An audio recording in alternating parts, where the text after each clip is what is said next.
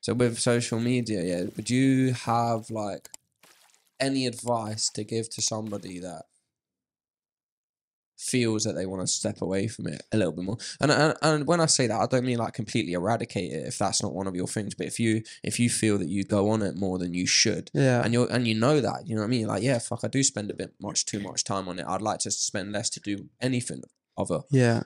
What would you say So to like someone from like? personal experience, like just delete the apps.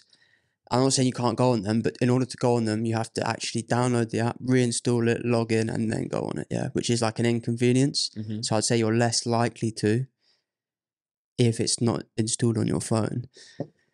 And like, I would say probably rather than me, like that's worked for me. And because I didn't really, other than YouTube, I didn't really have an interest in them. So for me, they were pretty easy. The YouTube one for me, I've deleted the app off my phone now, so I'm going to try that.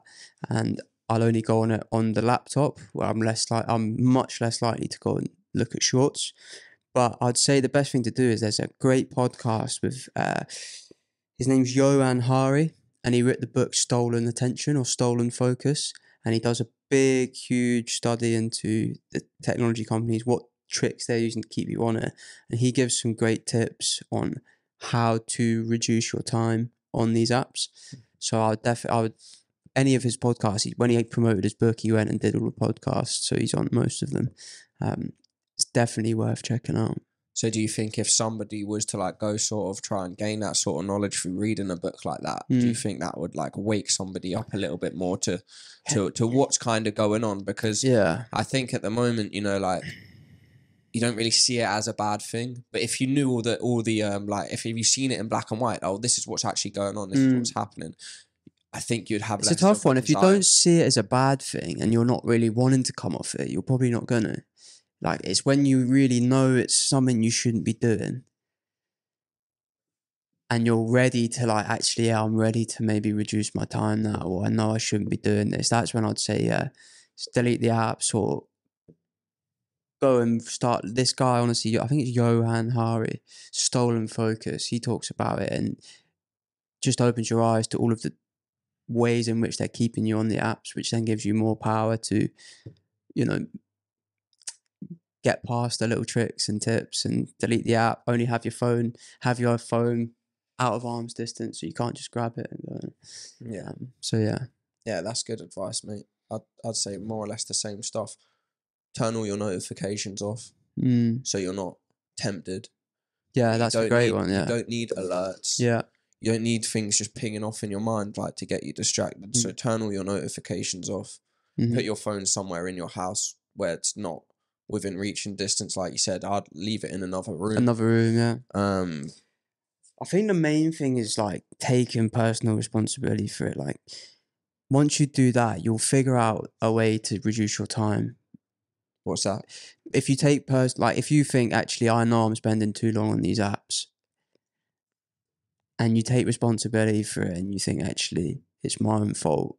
When I before dinner, rather than sit there on the couch for an hour, maybe I shouldn't do that. You'll just figure out like the best way for you to reduce your time. I think it's going to be different for everybody. Some people might need their phone closed, or they might use their other apps on their phone for productive stuff, so they can't put their phone out of arm's reach. So like, as soon as you realize, yeah, it's probably my own fault that I'm on this app too much, you'll figure out the ways to reduce your time. Yeah, I think is yeah, and you know, like if you use it so often, you're not required to just completely eradicate everything. If you don't want to, if you think that's too much, but start. You know, give yourself half an hour less, things like that, man, and it'll just build up, and you can tell for yourself whether it's something that you want to do, follow through with. Exactly, yeah. And I think one of the things I'm going to do this year is, like we talked about it before, but it's just changing the way I use these.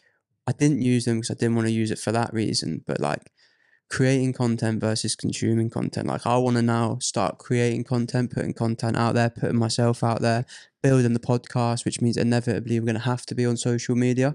So it's just using the apps in a different way, a more productive way, I would say, and something that will add value to my life rather than just be a drain on my time or a distraction.